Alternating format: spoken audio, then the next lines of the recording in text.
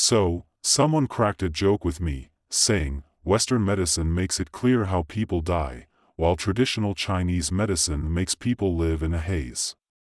It's quite funny, but there's some truth to it. Why am I so into comparing traditional Chinese medicine and Western medicine? It's because I'm interested in the differences between Chinese and Western philosophies, their fundamental disparities. What's philosophy all about? Well, it's basically the study of the Tao. But what exactly is the Tao? It takes me back to the Book of Changes, I Ching, 10th century BCE. In this book, there's a line that goes like this: the formless aspect is called the Tao, the formed aspect is called the tangible, or Qi. So, we've got two key ideas here, the Tao and the tangible. Now, what's this formless aspect and formed aspect all about? The formed aspect is something you can directly experience or even sense, so that's why it's called the formed aspect, and we just call it the tangible. But what about the formless aspect? It's beyond direct experience, something you can't perceive or directly experience. It's not even a thing. That's the formless aspect, and we call it the Tao. What's the deal with the Tao and the tangible? Let's break it down with a simple example. Can our minds wrap around time? Time is intangible, right? You can't see it or touch it. So, time falls into the metaphysical category. When we grasp time, it's like we're getting a handle on a slice of the Tao. Time is just one aspect of the Tao. Once we get our heads around time, we want to do something about it. We want to make this intangible time graspable, even measurable. That's why we humans came up with timekeeping gadgets. Back in the day, there were hourglasses, and now we've got clocks and watches. These are all timekeeping gizmos. The tangible is basically anything we humans create as part of our civilization. All our nifty inventions and systems our Chinese philosophy call tangibles. Where do they come from? They stem from our understanding of the Tao. Our understanding of time led to the invention of timekeeping devices. Tangibles come in two flavors, physical ones and spiritual ones. For instance, when I'm sipping tea, the cup I'm using is a physical tangible. Then there are spiritual tangibles, like the rules and systems that govern a society. Economic systems, laws, politics, education, healthcare, they're all tangibles. Tangibles come in two types. So, where do they come from? They come from our understanding of the Tao. How do we Chinese folks get the hang of the political Tao and then create our political system? How do we understand the educational Tao and then set up our education system? How do we grasp the medical Tao and then build our healthcare system? All these systems are tangibles, and they all stem from our understanding of the Tao. That's the lowdown on the Tao and the tangible. Science is all about studying the stuff we make, while philosophy is all about understanding the way things are. Political systems, for example, are part of the stuff we make.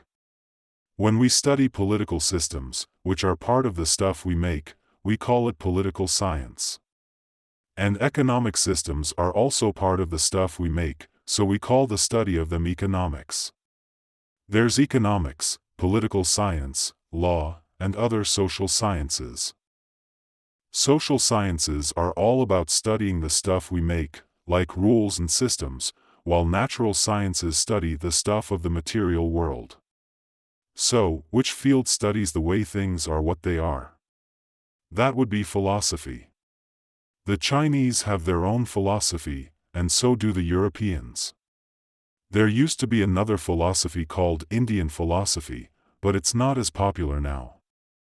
Nowadays, there are two main philosophical traditions in the world, European philosophy and Chinese philosophy. So, when it comes down to it, philosophy is all about understanding the way things are. So, why do we have Chinese philosophy and Western philosophy as separate entities when it comes to studying the Tao? Let's start by looking at how Western philosophy approaches the study of the Tao. It's all about speculation, rational speculation. In English, there's a word, speculation, which we usually translate as si bian in Chinese. It's a kind of advanced thinking activity, quite different from the usual scientific thinking.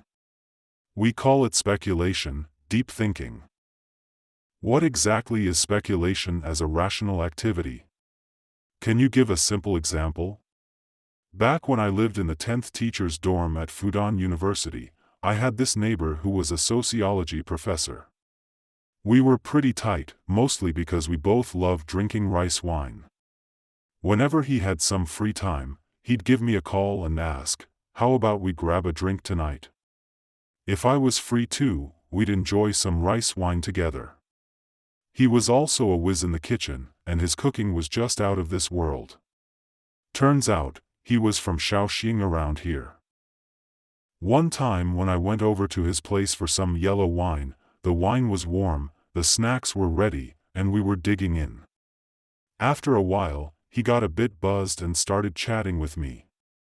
He said, "Us sociologists, we dive into real social issues, and you philosophers also dabble in them from time to time, with a bunch of articles to show for it. But after reading a few, I can't help but feel like, what's the deal? Most of the stuff you philosophers say about real social issues is all talk and no action, not really helping anyone." When I heard him dissing philosophy, I couldn't hold back. I was like, "So you sociologists think you're all that, huh? The big shots in social sciences. Alright, let me hit you with a question." I asked, "What's the deal with sociology?" He said, "Social facts." So then I hit him with another one, "How do you sociologists figure out these social facts? How do you get them?" He goes, "Through observation, obviously." As soon as he said observation, I just cracked up, like, really weirdly. He's like, "What's so funny?" I'm like, "You think you can just observe social facts? How's that even possible? Give me an example." Let's say there's a fight between two groups of people on Nanjing West Road in Shanghai at a specific date and time, and a news reporter happens to walk by and wants to report on it. This is a sudden group incident. How should he report it? If he writes down what he saw, it would go something like this: on a certain date and time, at a place called Nanjing West Road, two groups of folks were throwing down. That's what he saw. But that's a biological fact, not a social fact. To turn a biological fact into a social fact, there have to be some conditions. The basis for these conditions, which he can't see, is how they're put together. You're saying the social facts you get are supposedly observed, but how is that even possible? Let's say someone catches a man and a woman getting busy, doing the deed. And then they go and tell someone else that those two are cheating on their partners. But hold on a second, can they really see adultery? How can you see something like that? All they actually saw was the physical act, but adultery is a whole societal thing that needs certain conditions to be met. And what's that condition? Well, it's the idea of monogamous marriage being accepted. But can you see that idea? Can you see a concept? No way. The concept of monogamous marriage is just in your mind because you believe in it. So, you slap the label of adultery on the biological fact of sexual activity. See, societal facts are all constructed like this: they're made up and established from preconceived conditions. So what's philosophy all about? It's all about digging into the stuff that makes facts tick, the very foundation that shapes our understanding of what's real. This foundation isn't something you can just observe or experience. Remember when I talked about how your social facts come into play? If we didn't have these ideas, we wouldn't have these social facts. Take monogamous marriage, for instance. If that concept didn't exist, would we see the social phenomenon of adultery in human society? No way. It's like back in the day before monogamous marriage was a thing, before this idea took hold, how could we have had adultery in human society? There's this field called philosophy that digs into the foundation of making facts possible. It also looks at how these foundations change over time, like historical changes. Ideas have a history, concepts that didn't exist before eventually came into being. How did they come about and change? That's what philosophy studies. When he heard all this, I saw his eyes light up, and later I noticed he had a lot of respect for philosophy. We philosophers do the groundwork, and then you sociologists can take it from there.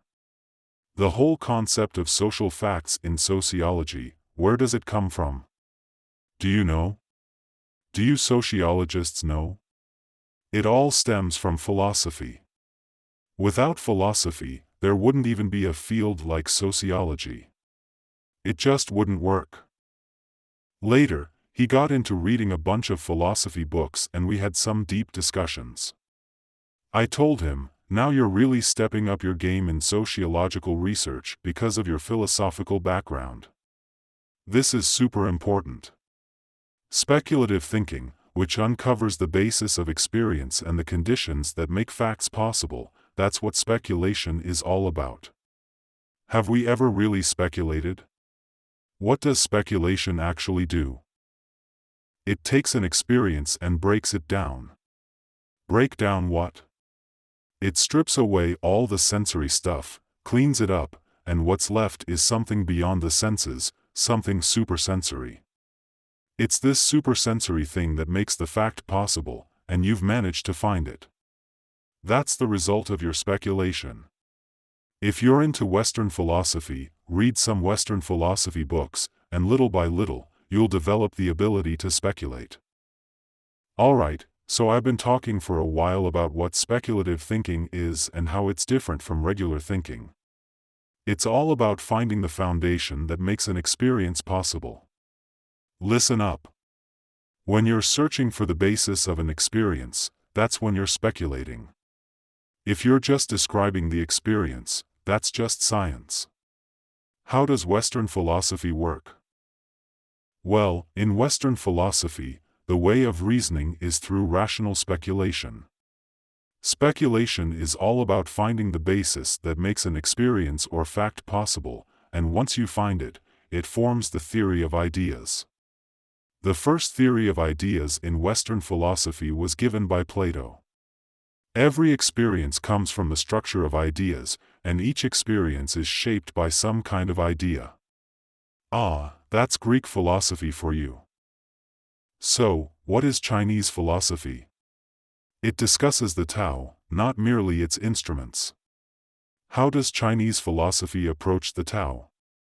Let's compare. Western philosophy involves rational speculation about the Tao of heaven, while Chinese philosophy focuses on understanding human interaction with the Tao. The Tao is formless. How can it have a physical presence? The Tao always exists within its instruments, so Tao and instrument are one. There is no separate Tao that exists apart from the instrument. The Tao is found within the instrument, which gives it form. Chinese thought does not engage in complete rational abstraction. It does not operate that way.